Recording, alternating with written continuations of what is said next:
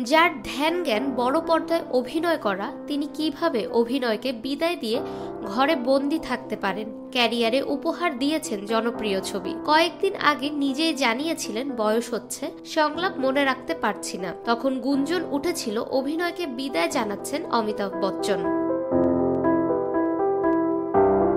নাগ আশ্বিন পরিচালিত কল্কি 2898 এডির দ্বিতীয় পর্বে দেখা যাবে বিগ বিকে। ছবির শুটিং শুরু হবে মে মাস থেকে। অমিতাভ কল্কির প্রথম পর্বে অশ্বত্থামা চরিত্রে অভিনয় করেছিলেন।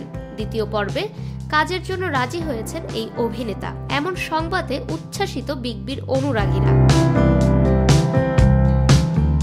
কল্কি সিকুয়েলে কমান্ডার মানস চরিত্রে শাশ্বত চট্টোপাধ্যায়ের দেখা যেতে পারে। এ প্রসঙ্গে ভারতীয় সংবাদ মাধ্যমকে অভিনেতা বলেন, প্রথম পর্বে আমার মৃত্যু দেখানো হয়েছে, দ্বিতীয় পর্বে আমার ফিরে আসার সম্ভাবনা খুব কম। ছবিতে কাজের বিষয়ে এখনো কেউ যোগাযোগ করেনি, পরবর্তীতে জানানো হলে অবশ্যই জানাবো।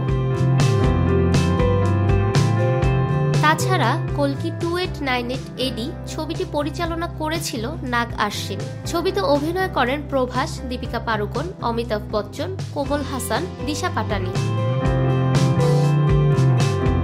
ফাহমিদা বিনতে আনোয়ার, নিরপেক্ষ নিউজ ডেস্ক, ঢাকা।